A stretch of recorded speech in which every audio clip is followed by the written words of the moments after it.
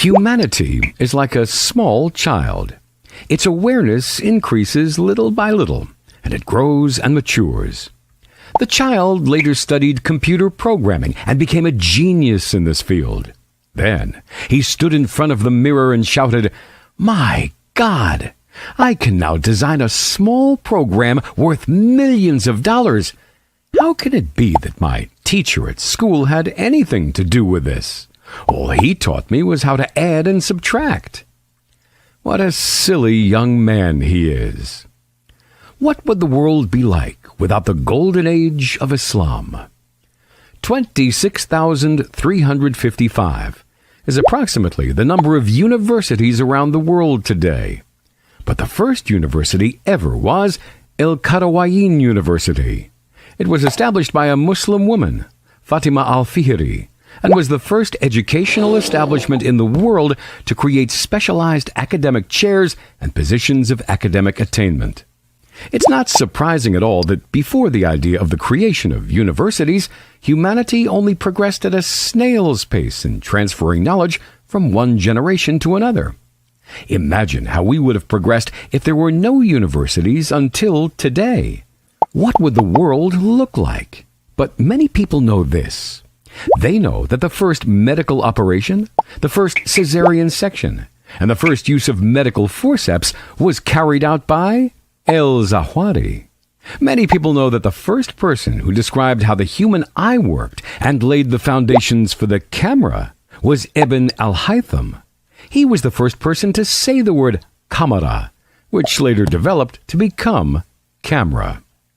Abbas ibn Firnas was brave enough to fly 1,000 years before the Wright brothers.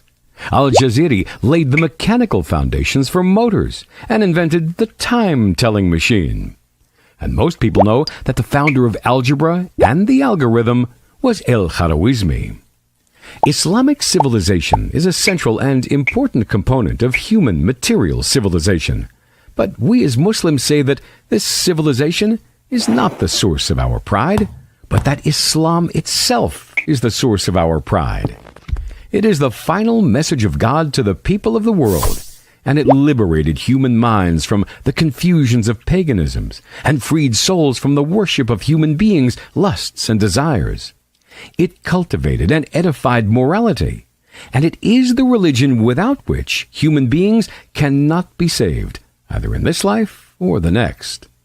It is possible for human beings to split the atom, but without religion to hold them back from oppression and criminality, the result will be Hiroshima and Nagasaki.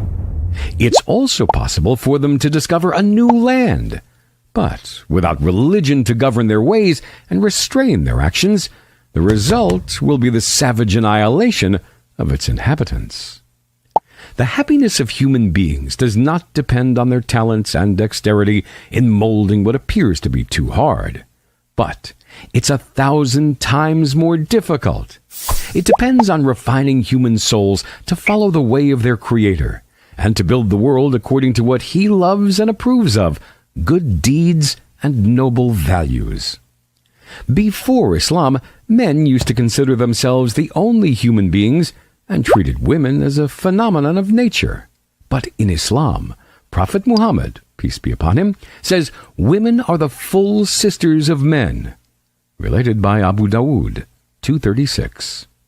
Fighting until death was a sport that the Romans loved. But then Islam came and forbade killing people unjustly, and showed that this was by the command of God, the Creator of life and death, whom humanity had forgotten as it strayed away from His path. من أجل ذلك كتبنا على بني إسرائيل أنه من قتل نفسا بغير نفس أو فساد في الأرض فكأنما قتل الناس جميعا ومن أحياها فكأنما أحيا الناس جميعا. There were many other wrong deeds and misguided beliefs that Islam came to correct. Our use of the phrase, the Dark Ages, to cover the period of 699 to 1000, marks our undue concentration on Western Europe. From India to Spain, the brilliant civilization of Islam flourished. What was lost to Christendom at this time was not lost to civilization, but quite the contrary. Bertrand Russell in History of Western Philosophy, London, 1948, page 419.